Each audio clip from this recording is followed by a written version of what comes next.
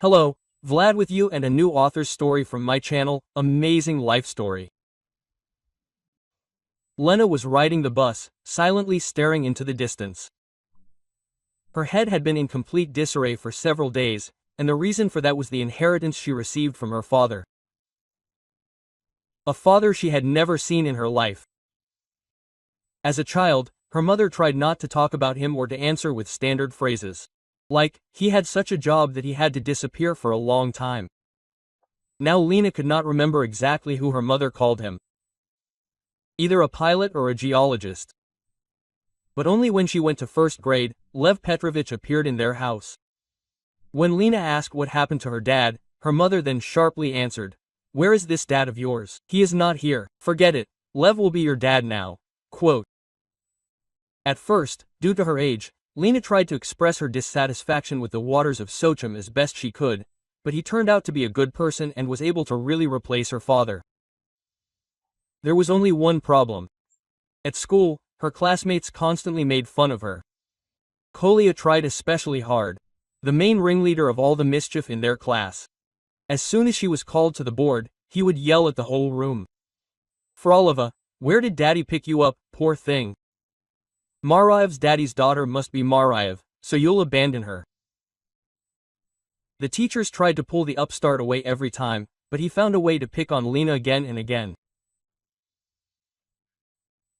Returning home, she cried every time, and her father always reassured her, "Don't pay any attention to that boy. Does it matter what my or your last name is? The main thing is that the person is good." Lev Petrovich was very kind, but the older Lena became, the more she wanted to find her biological father. No matter how she tried to find out at least something about him from her mother, but she always avoided the conversation. When Lena was graduating, to another question about her father, her mother answered that he had died, but somewhere very far away, almost on the other side of the country. This made it clear that there was no point in looking for him or asking questions on this topic anymore. Lena did not know and had not seen this man, but that night she cried like a beluga. She was upset that she was never able to see him and did not find out what her dad was like. After her mother reported the alleged death of her father, Lena stopped looking for information about him. Graduation passed, she studied at the institute, where she met Igor. And now, when she was about to turn 30 in a year, she learned that her dad had been alive all these years. It was a real shock for her when one day a notary invited her. "A few days ago, your father died, having managed to make a will shortly before." At that moment, a lump came to Lena's throat.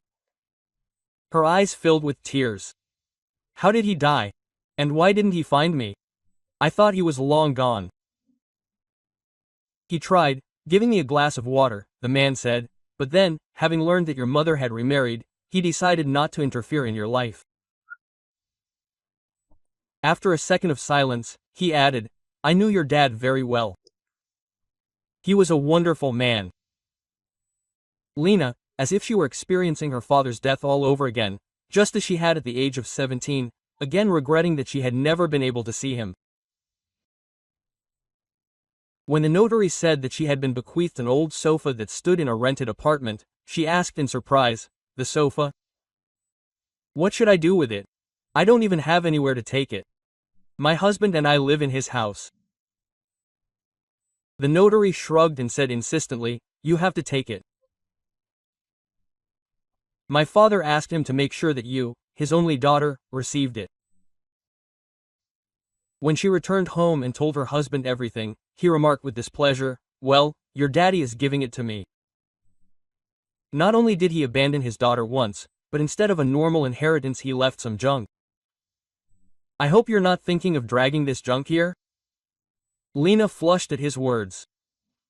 "By the way, this is not junk, but the only thing left is a memory of my dad. And I'll decide for myself what to do with it." My husband chuckled and, sitting down in front of the TV, muttered, "Use it for firewood, and burn it in a fire or stove. It would probably make good shashlik." Lena didn't answer, but she herself was at a loss. Something really needed to be done about the sofa. She tried to talk to her mother, but when she found out about her father's will, she said roughly the same thing as Igor. Quote, "Oh, your daddy thought of something," she answered discontentedly into the phone when Lena called. "He gave it to you. You decide what to do with it, but it would be better to throw it in the trash and forget about it." Lena hung up, and at that moment it suddenly dawned on her. That left Vera Nikolaevna, her mother-in-law. When she and Igor got married, her mother gave them a house in the city where she lived. "You are young, you will be just fine here, it is spacious, and there is enough space for me alone at the dacha." After her husband's death, she really spent more time in a small house in the suburbs than in the house where she lived before. She and Igor helped to install all the amenities, install heating, and the dacha turned into a house quite suitable for round-the-clock living. Now, while riding on the bus, Lena remembered this dacha. She was almost sure that her mother-in-law would not refuse her and would allow her to bring her father's sofa there at least for a while. Before calling Vera Nikolaevna, she decided to see what kind of sofa it was and whether it was in such good condition as the notary had promised. Entering her father's completely empty room, where only the will stood, she immediately noticed that although the sofa looked modern, it had clearly been restored. This was evidenced by the badly scratched legs, which clearly did not match the new upholstery. Lena realized that she would definitely not let anyone throw it out. The question remained of how to transport it. As much as she did not want to after a recent conversation with her husband, she had to call Igor. He worked as a driver, delivering goods and parcels in a small gazelle. Lena decided to ask him to help, to transport the sofa to her mother-in-law, where he had already delivered something a couple of times in a company vehicle. When Igor heard why she had called, he was indignant. "Are you out of your mind? I have to drive some old thing 70 kilometers after work. You've completely lost your inheritance." Igor hung up, but their conversation did not end there. That evening, surprisingly, he returned earlier than usual. Lately, her husband had been complaining about the large amount of work and did not show up home before midnight. Lena even sometimes felt sorry for him, because he was trying his best to earn money for them. At the same time, he always reproached her. "I don't understand how you can work with these mindless creatures.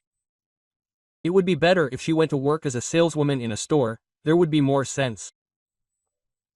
Igor did not like animals, so from the very beginning he condemned her work at the dog training center. No matter how she tried to explain that the same dogs are sometimes smarter than people, he only said one thing: "There is no use in your work. You're never home, you're messing around with other people's animals, and your earnings are mere pennies." Quote. When he returned, Igor was the first to start a conversation from the very threshold. "Len, have you completely lost your mind with this daddy's sofa? You see, I work myself to the bone. I come home barely alive, I don't even have the strength to eat. And you're suggesting that we drag ourselves to the dacha for some junk?" Quote. She tried to say in her defense that she also works, but her husband cut her off, saying sharply, "Oh, I beg you, don't compare, and at least your animals are silent. I drove him, trained him and went home. And I've been driving all day. And besides the idiots on the roads, there are also clients who get on my nerves. That's enough, I'm going to bed." Igor disappeared behind the bedroom door, and Lena remained sitting at the table set for her husband's arrival, realizing that he would not have dinner again. Only now did she suddenly think about how much he had changed lately. They began to communicate less and less often, and even if they did, her husband would get angry every time over trifles, get nervous. If before she always waited for him to come home from work, and they would share the news of the day over dinner, now she would go to bed alone more and more often. After sitting in the kitchen for a while, Lena cleared the table and began to reproach herself for pestering her husband about the sofa in vain. She decided that she would try to solve this problem herself the next day. She spent the whole next day looking for transport to transport the sofa to the village, and by the end of the day she was happy when the gift her father had bequeathed to her was finally unloaded under the awning of the summer kitchen in the yard of his mother-in-law. For the next few days, Igor pretended to be offended. Each time returning after midnight, without saying a word, he made himself up on the sofa in the living room and left early in the morning, when Lena was still asleep.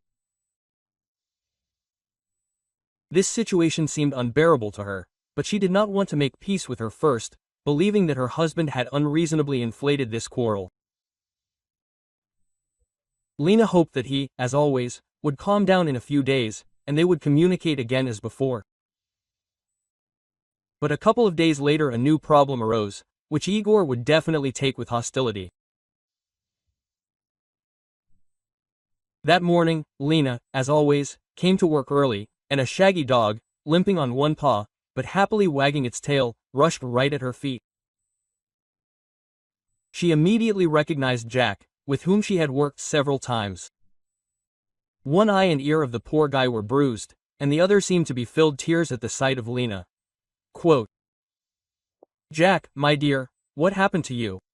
Lena asked fearfully, stroking the poor doctor's fur. Galina, a young girl who had recently worked at the center, who was on duty that day, picked up the dog in her arms and, starting to treat the wounds, said, "Yes, the owner is a bastard.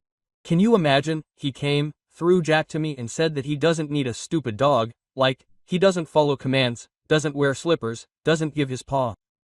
I tried to explain that he was still little and you can't teach him everything in a month, but he didn't even want to hear anything."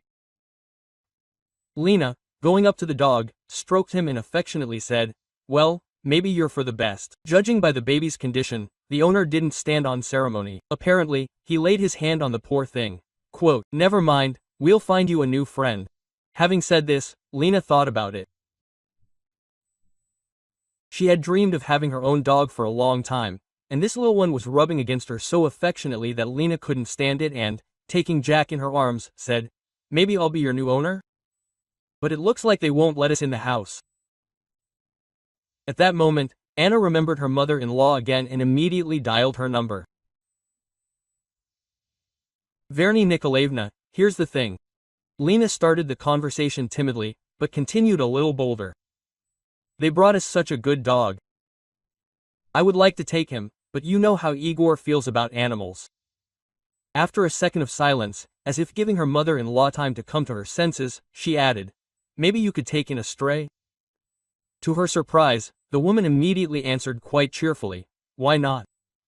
My plot is large, and the fence is already 100 years old. Maybe he will be my guard. Bring him." Right after work, Lena went out of town. Vera Nikolaevna met her at the gate and offered her some tea. Jack cheerfully made a few half-jogging runs and suddenly ran up to his father's recently delivered sofa. He started barking and scratching it with his paws. "Ah, stop it!" Lena shouted at him, but the dog did not calm down, as if he had gone crazy. Without leaving the sofa for a second, he barked and whined, while continuing to scratch it with his claws. At first, Lena thought that the dog was simply trying to attract attention to himself, and called him affectionately, "Come to me, my dear, come and pet you, poor thing." The puppy, who had been coming to her call all day long, did not react at that moment. At the same time, Lena noticed that he was scratching not just anywhere, but specifically one side of the sofa. While her mother-in-law was putting the kettle on somewhere in the house, Lena approached the dog and quietly knocked on the place he was still exploring. In response, a sound was heard, indicating that there was some kind of emptiness in the side. Carefully pulling the wooden crossbar of the armrest towards herself, Lena recoiled in surprise. Her first thought was that her father had probably hidden money in this place. When she looked inside, she saw an emptiness filled with some folders. Taking them out one by one, she began to examine their contents. The folders contained some photographs and reports, all done in the same format. After leafing through several pages, Lena decided that these documents had ended up in the sofa by accident and had been left to her father by the previous owners of the furniture. Jack, having apparently achieved what he wanted, calmly lay down in the corner, and Lena continued to sort through the documents. With each new page of this find, she suddenly began to understand that her dad was not such a simple person, and he collected all these documents himself. After some time, the woman almost no longer doubted that these papers had the most direct relation to him. Moreover, thanks to one of the documents, Lena realized that her dad worked undercover and was actually a police officer. While she was studying the documents, her mother-in-law appeared on the porch and, heading for the cage, shouted, "Lenachka, for God's sake, forgive me, I completely forgot. I'm giving my neighbor injections, Granny. Now I'll quickly run and come back, and you go into the house. The kettle has already boiled there." Quote. At that moment, Lena was glad that she was leaving, because she really wanted to figure out what kind of find this was in the sofa. And the more she studied the materials, the more her heart sank. Among other papers were documents on a criminal case, where the photographs showed very familiar faces.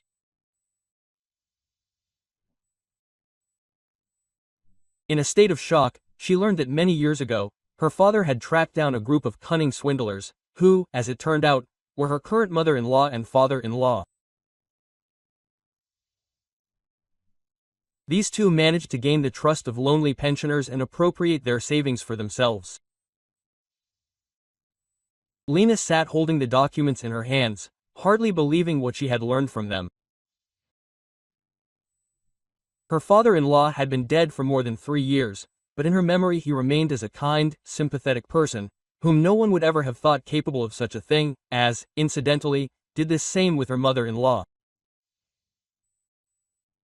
But the most surprising thing was that the criminal case was opened specifically against her mother-in-law, and the others were listed as accomplices. Vera Nikolaevna, a woman as fragile as a porcelain figurine, turned out to be the main instigator of all the fraudulent schemes. "I'm back, and why are you still sitting there?" her mother-in-law shouted, and Lena quickly began to hide all the documents back in the hiding place. A few minutes later, Vera Nikolaevna came out from under her nose, on which were tea utensils and a beautiful painted teapot. "Lenachka, help me out," she shouted. "There are still some candies and a roll left. Bring everything to the gazebo. What a nice weather. Let's sit outside." Quote. Lena looked at her, as if trying to imagine her in the role of the organizer of the fraud, but the image of her mother-in-law did not resemble a criminal at all. When they sat down at the table, the guest collected her thoughts and decided to ask Vera Nikolaevna about this directly and without beating around the bush. Looking straight into her eyes, she quietly said, "Vera Nikolaevna, have you ever been prosecuted?" "Only honestly." Quote. And she noticed how her mother-in-law's face changed, but a second later, as if nothing had happened, she waved her hand and said, "What are you talking about? What nonsense! Why did you suddenly decide this?" Quote. Feeling that her husband's mother was not telling her everything, Lena stood up abruptly and headed for the sofa. Opening the hiding place, she took out the documents and, putting them on the table, said indignantly, "Then maybe you could explain what this is. It is written here in black and white that you are the main initiator of a whole chain of frauds. Or you could say, this is not your photo." To her surprise, her mother-in-law did not pick up the folder, but only cast a fleeting glance, after which she propped her head up with her hands and began to sway, saying, "I knew that sooner or later all this would come to light. I knew it." Raising her tear-filled eyes to Lena, into eyes in which pain and fear were mixed, the woman suddenly began her story. "I had a twin sister," the mother-in-law said slowly, as if trying to remember the past. "But we were similar only in appearance, and like two peas in a pod." Vera Nikolaevna took a sip of tea and said briefly, "Katya had always gotten herself into some kind of bad business since school. She loved to be first in everything. That's why she got married right after graduation. Although she always said that we would go to the legislative assembly on the same day. Andriusha had just returned from the army, and a year later they had Igorek. Andriusha is Andrei Stepanovich, and Igorek, as I understand it, is my husband. So they weren't your husband and son?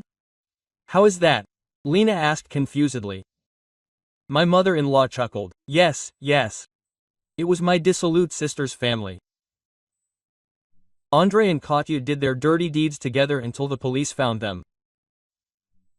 I had no idea about all this. As soon as the law enforcement officers found them, my sister, without even saying goodbye to anyone, disappeared without a trace. Andrei somehow managed to avoid punishment. Vera Nikolaevna fell silent, and Lena sat, afraid to ask her about anything. It was obvious that the woman was having a hard time remembering that distant past, but after a few seconds she continued. I would never have known about Katerina's tricks, because they lived separately, so to speak, as their own family. As soon as she ran away, Andrei came to me and asked me to replace her for a while. He knelt down, cried, begged, asked me to help him at least for the sake of his nephew. I could not stand it and agreed. My mother-in-law looked at Lena and asked, would you really refuse to help the only people close to you? Without waiting for an answer, she looked away and began to speak again. Andrei had thought it all through. He said that we were similar in appearance, but each of us had completely different fingerprints. And since the case was built mainly on this evidence, by posing as Katerina, I would prove, they say, her innocence. He was then sure that by posing as his wife, I would be able to help ruin the case in court. Vera Nikolaevna then told me that she had moved into her sister's apartment and began to live under her name for a while. Quote, you can't imagine how difficult it was for me, the woman continued in a trembling voice and immediately added, every minute it seemed that Katya would come back, and I would again find myself completely alone, without my husband and child, to whom I had already begun to get used. And where is your sister now? Lena asked barely audibly. The mother-in-law shrugged her shoulders. Quote, who knows? At first I waited, and then I resigned myself, deciding that with such a stormy life as hers, Katerina could easily have disappeared somewhere. As for me, I remained a devoted wife to Andrei and, I hope, a good mother to your husband. The mother-in-law suddenly spoke in fear. I beg you, Lenachka, don't say anything to Igor. Why bring up the past? Andriusha is no longer alive, and my sister is probably in the next world. Let everything remain as it is. Taking Lena by the hand, she added in a voice trembling with excitement, I have no one except my son. Yes, yes, a son, because I raised him from infancy. Lena's heart ached. She suddenly felt so sorry for her mother-in-law, who had gone through a similar story. And, after a second of washing, she quietly answered, good, especially since now nothing really can be fixed. We can no longer help either my father in the investigation of this case, or your sister. Returning home that day, Lena could not fall asleep for a long time. She could not understand why. Most importantly, why her father decided to give the sofa to her before his death. Despite the fact that the old furniture was brought to a fresh look by reupholstering, it was still quite old. Having tossed and turned with these thoughts by the morning, Lena decided to go to her father's apartment again and try to find out from the neighbors the story of the sofa's appearance. In the apartment opposite the one where Dad had lived recently, no one opened the door. In the part on the left, a sleepy, rather rumpled-looking man appeared at the door. It was clear from the persistent smell of fumes. He had been noticing something for a long time. Did you happen to know the neighbor who lived in this apartment? Quote, she pointed to her father's door. From the man's lost look, Lena immediately realized that she couldn't get anything out of him. Having apologized, she was about to leave, when suddenly a woman's voice came from somewhere in the stairwell. What are you asking him? This alcoholic has almost forgotten his own name. He drinks day and night. Where does this idiot get his money? Lena turned around and saw a skinny granny coming down the stairs from above. Leaning on a lacquered cane, she took a step and, stopping again, said, "I'm sorry, I heard you asking this drunkard about the late Grigory Viktorovich. Maybe I can tell you something? I'm the neighbor upstairs." Quote. The woman sighed and continued, "Oh, what a pity. He was a good man, polite, courteous. He would always ask how you were doing. He would offer help if I was traveling with a bag, not like Herod." She angrily shook her stick at the drunkard who was still standing barefoot on the landing, and he disappeared behind the door of his apartment. Quote. "Oh, it's hard for me to stand for long, my dear. Let's go to the bench in the entrance," suggested the grandmother and began to slowly descend the steps. As soon as they sat down, the grandmother asked, "What did you want to know about the deceased? Maybe you can tell me if anyone visited him recently? Or maybe something unusual happened?" Lena asked quietly, not understanding how this could help her. The elderly woman dabbed her eyes with the edge of the scarf tied around her head and said regretfully, "Well, what's unusual, except that a man in the prime of his life dies in broad daylight from a heart attack, and he never complained about his health." Here she somehow looked at Lena, as if trying to remember something, and suddenly said, "Although there was something. He lived alone as a bachelor. I was always surprised how no one had last such a handsome man. And then, not long before his death, a woman came to him, and not just once. I even thought to be just like him. Just as neat, polite, greeted me. Nice and small, like a statuette." Lena, when she heard about the statuette, without thinking, took out her phone and, quickly finding a photo of her mother-in-law in it, handed it to her grandmother. It was no coincidence that the woman came to your neighbor. She took the phone in her hands and, moving it further away, then, on the contrary, bringing it closer, began to examine the photo. Then she confidently said, "Exactly, it is a personal message, I tell you, like a crystal statuette, chiseled. Or maybe you remember when you saw her last?" Lena asked, not believing in her luck. Grandma looked at her slyly and, smiling, said, "Even though I'm not young, I don't suffer from memory lapses. What is there to remember? It was the 3rd.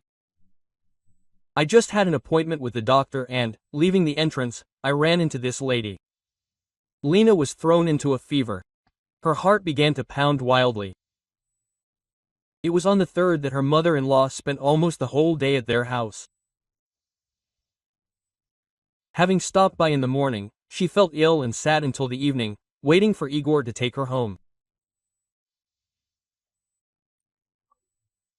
Lena's thoughts were confused, because she understood perfectly well that if her mother-in-law could not have been in her father's apartment at that time, then only her twin sister could have been there.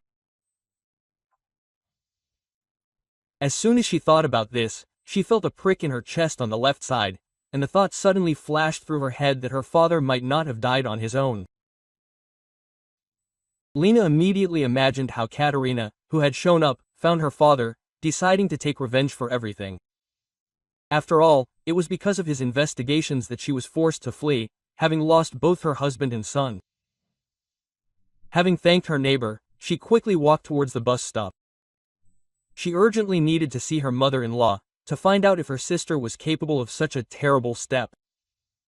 After listening to everything, Vera Nikolaevna turned so pale that Lena, fearing for her health, rushed to the medicine cabinet and immediately, having dripped some drops, soothingly handed it to her. Taking the medicine with a trembling hand, the elderly woman took a greedy sip and quietly said, "Lord, is she really alive?" She decided to take revenge this way. There was so much horror and fear in her mother-in-law's voice that Lena herself got scared. After thinking about it, she immediately called her husband, asking him to come to his mother. In response, he indignantly yelled, "Listen, are you kidding me? I still have a lot of orders. I'll be riding again until 12 o'clock at night, and you with all sorts of nonsense. Can't you figure out with your mother yourself what she needs help with? Help." Having said this, he threw down the phone. Lena, looking at her mother-in-law in confusion, realized that now more than ever she needed help and support. Vera Nikolaevna was sitting on the bed with such a frightened look, as if a whole gang was about to attack her. "You understand, she's Katya, and she'll get to me too, since she survived," she said barely audibly and, covering her face with her hands, burst into tears. Lena sat down and said barely audibly and, covering her face with her hands, burst into tears. Lena sat down next to her and, hugging her, said, "Oh, come on, this is your sister. You should be glad that she is alive." But in her heart she herself was afraid for Vera Nikolaevna. After all, if her twin was really involved in her father's death, then she could certainly take revenge on her sister as well. And the words of her mother-in-law immediately confirmed this. Quote, "You don't know Katya?" the woman said, choking up. "She would take anyone's life for her own purposes." Quote. After staying with her mother-in-law for a few more hours, Lena waited for her to calm down and went to work, but she was on edge the whole day. Vera Nikolaevna called almost every half hour. She kept imagining her sister everywhere, which made her panic more and more. Lena tried to call her husband, but at first he didn't pick up, then he started hanging up, and then he sent a message that he was very busy and it would be late. Having asked her boss for time off early, she decided to go to the office where Igor worked. She had been there once when her husband broke his leg, delivering some certificates. She wanted to meet with her husband's boss to express everything she thought about such irregular working hours. Having told the secretary that she wanted to see the manager on a personal matter, Lena managed, with difficulty, to get accepted. Right from the doorway, she began to indignantly say, "What do you have here, slavery or something? Why should people work until midnight without additional pay? Since when have couriers been delivering your parcels at night? My husband is almost never home. He can't even visit his sick mother. Excuse me, but who are you, exactly?" The gray-haired man sitting at the large office desk said discontentedly. And, having learned that Lena was the wife of one of his employees, he grinned and, squinting slyly, said, "You say that your Igor works at night, and without pay too." I must disappoint you, we don't have night shifts. And besides, drivers must submit reports on the work done during the day to the accounting department no later than 7 o'clock. As for your husband, lately he has even been asking for time off earlier, almost every other day. The boss rose from his chair and, going to the door, opened it wide for Lena. "Excuse me, I have a lot of work," he continued sharply. "I advise you to find out from your husband personally where he spends his nights." She was ready to sink into the ground from shame. Quietly apologizing, she left and, without saying goodbye to the secretary, walked to the door on cotton legs. It was scary to even think about where her husband could disappear to. Almost every evening until late at night, Igor, whom she seemed to know like herself, deceived her. And by all appearances, he had taken a mistress. Stopping for a second, Lena made an unexpected decision for herself. Remembering that her husband's boss said that all drivers bring documents to the accounting department every evening, she went outside and stood away from the office, so that she would not be noticed. She recognized her husband's car from afar, and as soon as he disappeared behind the office doors, she called a taxi. The car drove up almost immediately, and only after finding herself in the car, Lena plaintively asked, "Can you wait a little, and then, when that car drives by, follow it?" The young guy sitting behind the wheel, grinned, and immediately replied, "Any whim for your money. Do you think you're the only one watching your husband? There are half the city like you." Lena didn't like his tone, but she didn't answer, deciding not to mess with him. At that moment, the main thing was not to miss Igor. For the entire 10 minutes that she was sitting in the taxi, her mother-in-law kept calling. After another call, Lena couldn't stand it and, picking up the phone, whispered, "Vera Nikolaevna, if you have anything urgent, let's call a little later." "I'll call back," It's not convenient for me to talk now. The mother-in-law tried to say something, but then Igor came out of the office doors. Lena, hanging up the phone, commanded, "There, start the car." "Well, let's go." The guy chuckled with displeasure, but nevertheless the car immediately slowly moved off behind the gazelle. They had to keep a close eye on her because her husband's car was heading to the other end of town. Igor stopped at one of the 5-story buildings on the outskirts, honked, and a girl immediately looked out of a second-floor window. She waved to him, smiling happily. Her husband got out of the car with a huge bouquet of flowers. Lena had no doubt that the blonde in the window was his lover. With difficulty, holding back tears, she paid the taxi driver and went to the entrance where her husband had entered a couple of minutes earlier. She still didn't know what she was going to do, but as soon as she saw a couple passionately kissing on the second-floor landing, she screamed, "You scoundrel, you bastard, how could you?"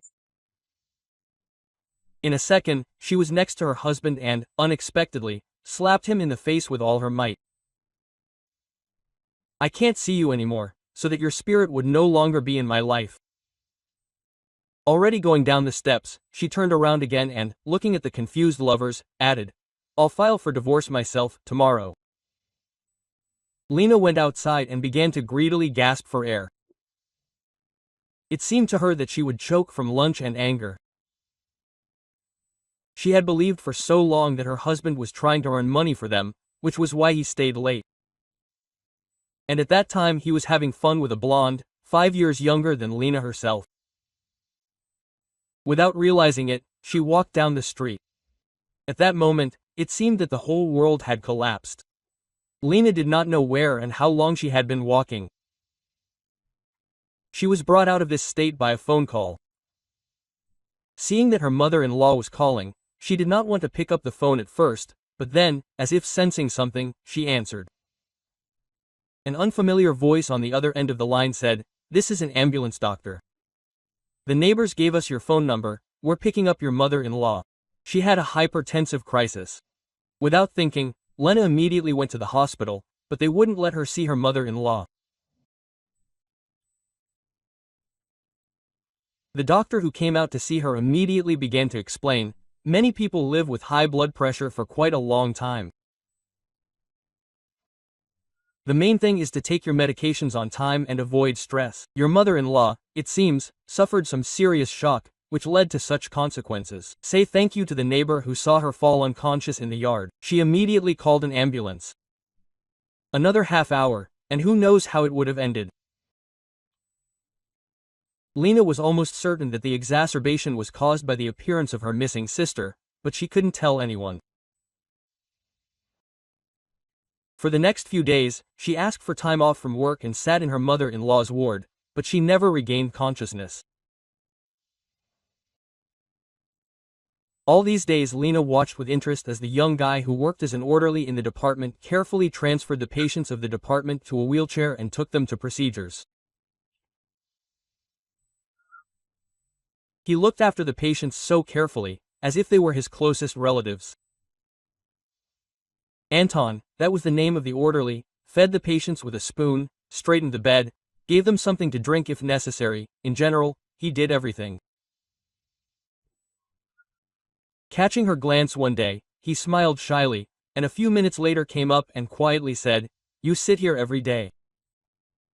Is this your mother?" Quote. Lena shook her head and said sadly, "No, mother-in-law. More precisely, soon-to-be ex-mother-in-law." Anton seemed to understand that she was uncomfortable with this topic and did not continue the conversation. He only added, "If you want, I can look after her while you are away." The next day, Lena, entering the ward, saw Anton and immediately noticed that he looked either scared or confused. "Something happened, you look like you're going crazy?" she asked immediately. The guy almost in a whisper suggested going outside, which also greatly surprised Lena. As soon as they were in the hospital yard, he began to speak quickly, as if afraid of not having time to speak. "I saw something here," he began worriedly and then continued. "Imagine, yesterday evening I go out into this very yard, and on that bench, under the oak, your mother-in-law is sitting. At the same time, exactly a minute ago she was lying unconscious in the ward. Lena immediately realized that Katerina had been in the hospital. But the guy, who did not know about the existence of the twin sister, said again, "I thought I had gone crazy. I'm going to the ward again. She is still lying there. This morning that lady appeared in the yard again, and I was just passing by and heard her. She told someone on the phone that she would wait here at 3, under that very oak. You can see her for yourself." Lena quickly and briefly told Anton the story about the replacement of the sisters and, looking at him, quietly added, "I think we need help, if you don't mind. We need to expose this Katerina." Quote. She immediately told him her plan, and Anton agreed without thinking. Lena thought that if she tried to eavesdrop on who Katerina would talk to and about what, it might catch the eye. After all, there were a lot of benches in the hospital yard, but rarely anyone sat on them. Therefore, if she sat down on the very one where Katerina would be talking to someone, it might seem strange. A medical worker in a white coat who wanted to rest on the bench closest to the entrance, the very one where Katya had agreed to meet, was a completely different matter. Deciding to play it safe, Lena asked Anton, "If it wouldn't be too much trouble, could you, as soon as these two start talking, discreetly turn on the camera on your phone?" Having waited with difficulty until 3 o'clock, Lena settled down by the window in her mother-in-law's room, which overlooked the very courtyard where the meeting was supposed to take place. Katerina was the first to sit down on the bench. Literally a couple of minutes later, a very familiar silhouette appeared in the courtyard. At first, Lena couldn't even believe her eyes. Igor walked up to her with a confident gait. He sat down next to her, and they began to talk about something emotionally. At that moment, Lena was glad that Anton had managed to come up a little earlier and was already sitting with a smart look, pretending to be digging through his phone, while he was filming everything on camera. Katerina turned around at him several times with displeasure, but, not seeing a threat in him, she continued to explain something. For Lena, the fact that they knew each other was a real shock. Curiosity overwhelmed her. She wanted to quickly find out what this couple could be talking about. For almost 20 minutes, she watched from the hospital window as Katerina first said something to Igor, and then he began to protest in response, waving his arms. Only when Anton brought the recording did she find out what they were talking about. Katerina told Igor that she was his real mother. At the same time, she presented everything in such a way that her twin sister took her husband away from her and forced her to leave the city. "She deceived me into taking my place," Katerina said plaintively. "She bewitched my husband, took away my son, deprived me of the most valuable thing in my life. You." After listening to his mother's suffering, Igor, not noticing all the evil around him, shouted, "I'll kill her. How could she lie to me for so many years? After all, I considered her my mother all my life. I'll kill the bastard." To which Katerina immediately told him, "We need to do everything smartly, so that no one would guess. We'll get rid of this traitor, and I, like she once did, will now take her place." Quote.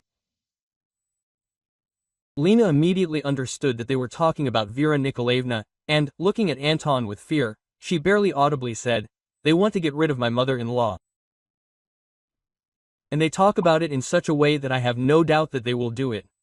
Quote. "What should we do?" "I think we need to take the recording to the police," the orderly answered without thinking. Lena agreed with him. She was just afraid that while she was going around with statements, Igor and Katerina might have time to carry out their plan. Looking at Anton, she said with a pleading voice, "You know, if one of those two suddenly shows up here, you could tell them that Vera Nikolaevna died, well, so to speak, did not survive the crisis. Then I will be calm that they will not touch her, because there will be no point in removing her."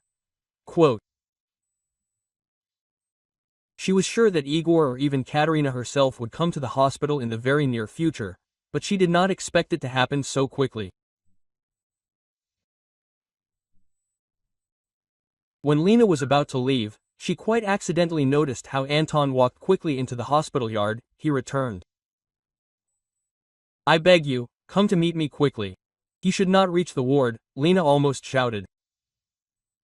The nurse went out into the corridor, and Lena began to listen to what was happening behind the door. Anton, having allegedly reported the death of the patient, expressed condolences to his son. He responded with complete calm.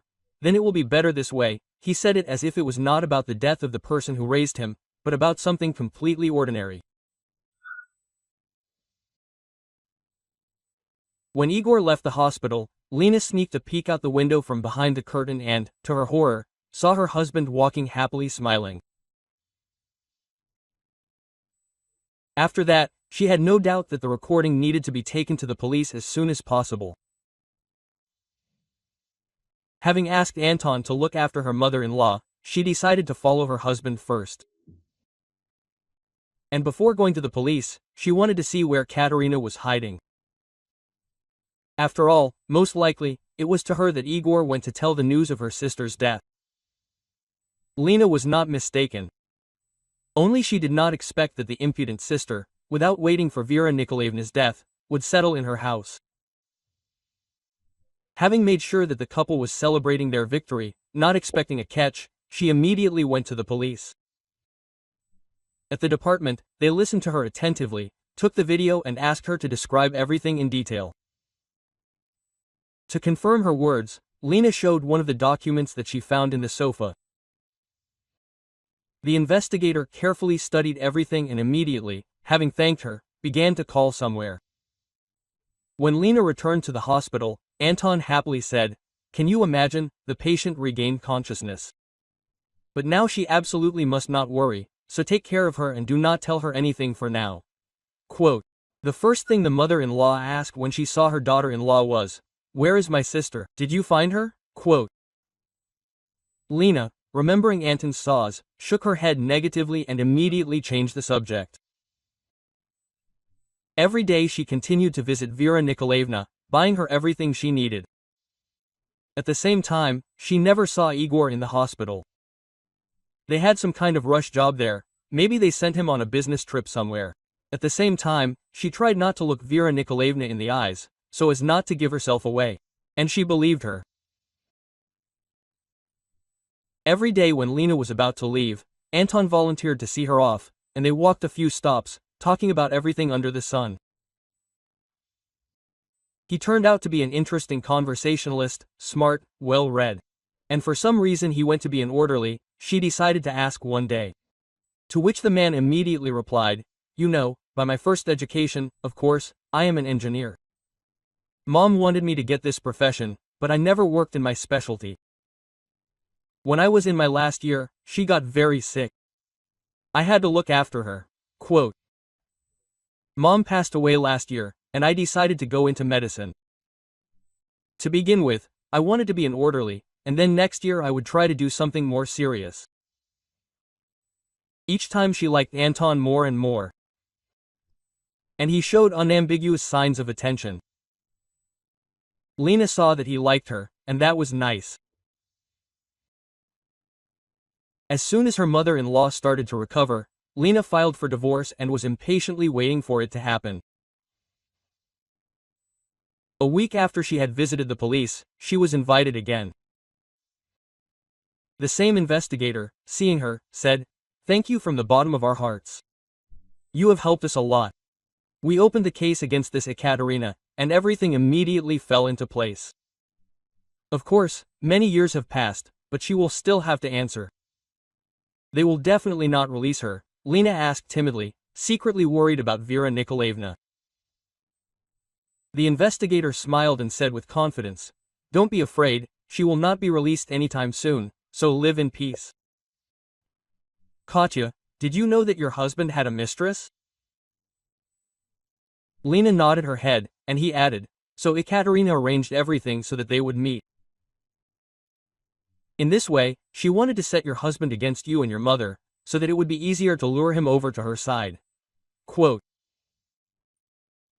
Then the investigator said that now there was nothing to be afraid of, since Igor, having learned what his biological mother had been doing and why she had been on the run for so many years, had renounced her himself. Finally, when Lena was about to leave, the policeman said, "If you have anything else besides the document you brought, that would be great. It would make our job much easier." Quote. She promised to give her everything her father had left her, and a few days later she brought it to the folder. At that moment, she thought she was doing the right thing. After all, she was helping to close the cases that her father had not solved.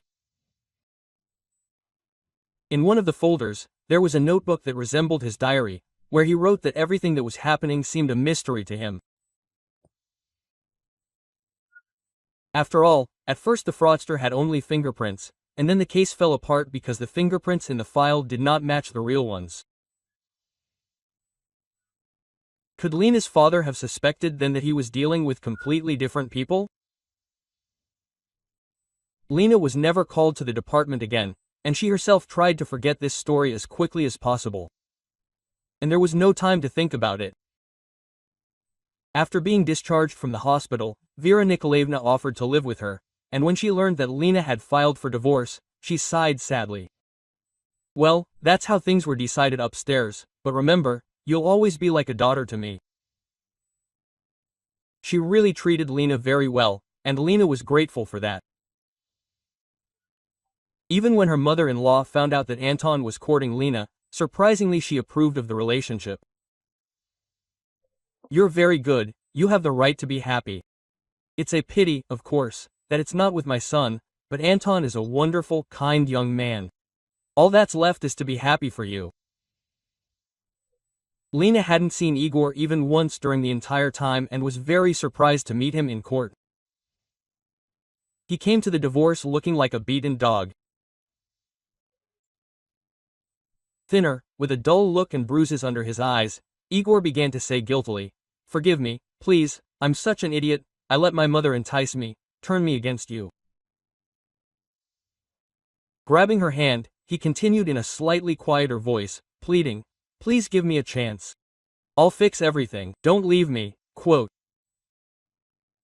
Lena carefully pulled her hand out of his and, trying not to look at him, replied, "It's too late, Igor. I've decided everything, so live somehow without me." Quote. The divorce happened quickly, and in just half an hour she was a completely free woman. To her surprise, Lena felt such a lightness, as if a weight had fallen off her shoulders. And when she went outside, she saw Anton smiling with a huge bouquet of roses and decided to forget about her past life once and for all. "I think I have the right to ask for your hand now, because you're not married anymore," the man said, smiling. Having handed her the flowers, he kissed her and asked in a somewhat frightened tone, "I realized a long time ago, a very long time ago, from the first time that I fell in love with you. You will become my wife." Lena saw that he was worried, like a boy. She wanted to cuddle, hug, calm him down. And at that moment she caught herself thinking that this was the kind of person she wanted to be with all her life. "Of course, I agree. Only I am not a rich bride, and I also have a burden. I have no housing, but I have a loyal friend, Jack." Anton was so happy with her consent that he picked her up in his arms and began to spin her around. "I don't need any devotion. You are simply the one I dreamed of. And your loyal friend, I hope, will become my loyal friend too." Having put her down on the ground, he added, "And don't worry about housing. I got a small, but quite cozy house from my parents. And there is a great lack of a hostess there."